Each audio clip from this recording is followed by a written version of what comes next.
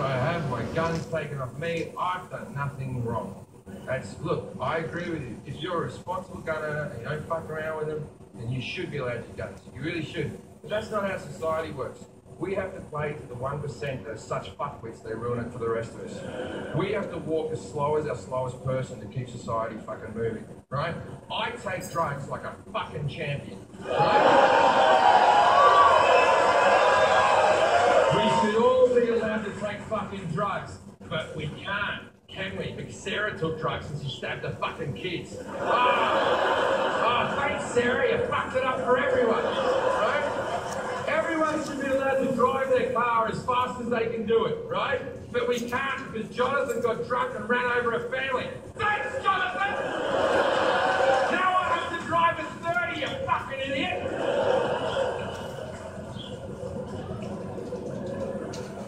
See, that's the thing. Why should I have my guns taken off me or responsible just because that guy's crazy?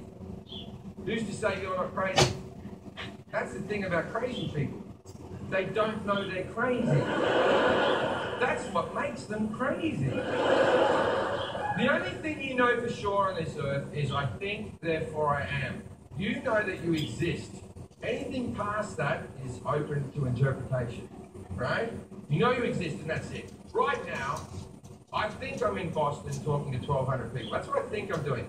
But there is a good to fair chance that I'm in a mental home standing in front of a white wall going, I hate guns, I hate guns, I hate guns.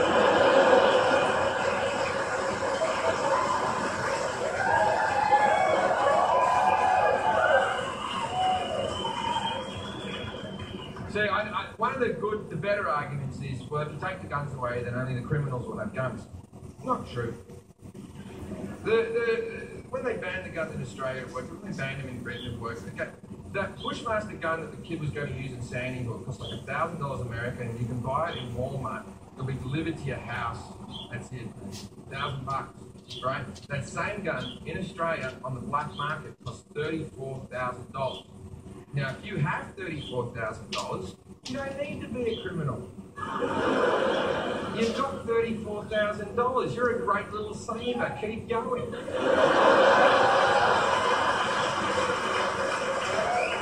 So that covers the criminals, but that doesn't cover the people who want to murder your family, that are coming after you and your family.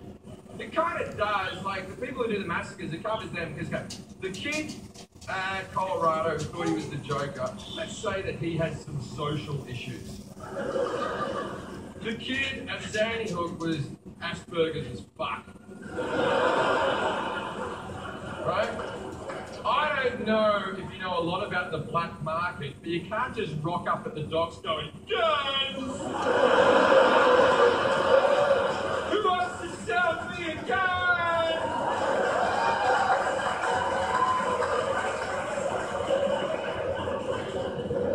Now I'm going to wrap this up, we won't talk about it anymore now.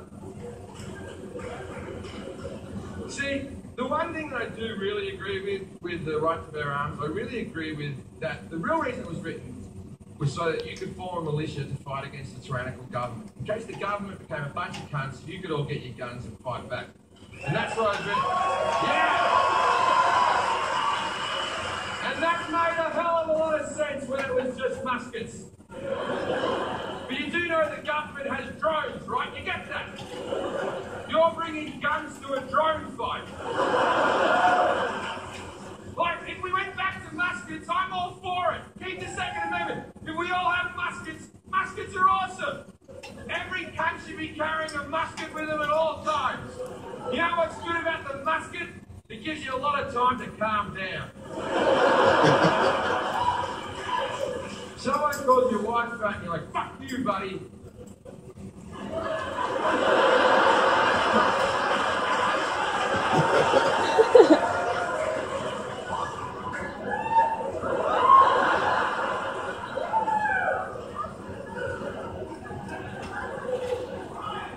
You're not a bad guy.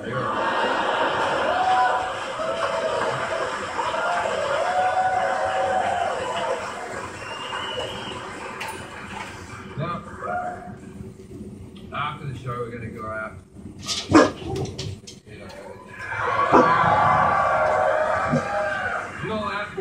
clubs anymore. My girlfriend has said that's a no. Because I don't behave myself in there, so I'm not allowed to go to them. Because strip clubs aren't what women think they are. Like it used to be like, okay, so when a man goes to a strip club, it's all about girls being as dirty and as horrible to each other as possible. That's what men want to see. Women, when they go to their like Magic Mike clubs or whatever the fuck they are, women want to see like a guy, hey ladies, he's a fireman, and he comes out with his hose and like that. And then whenever a stripper takes their clothes off, they still got like a fireman's hat on, or a tool belt on, or a policeman's gun on a holster, right? Because even when a man's naked, a woman wants to know that he has a job.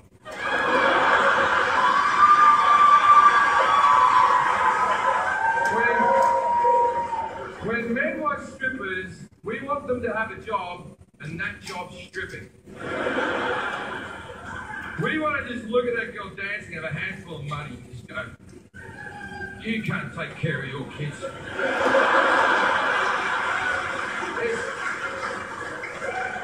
And when men get private dances in these strip clubs, I don't know if women actually know what goes on in those rooms, but it's dry humping.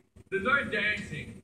The girl gets in front, she gets where your cock is, pushes it to one side, and then she rubs on it, and then she stands over, puts a cunt right in your face, and you go. That's what a private dance is, right? I don't know if there's private dancing in female strip clubs. Like, I can't imagine that there would be. I don't imagine like a woman getting out of a back room with a friend and like going up to a friend and going, she goes, how was it? She goes, well, he just sat me down and then he grabbed my genitals and then he dragged his scrotum over my forehead.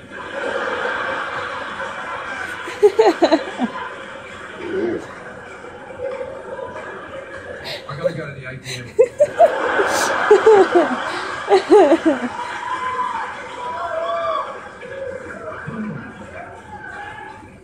So, legit got cancelled. Yeah. I know. Who would have thought it would have struggled on that great FXX channel that everyone knew about? But like the first season's on Netflix, this special's being recorded for Netflix, so you go watch it there. You're watching the special.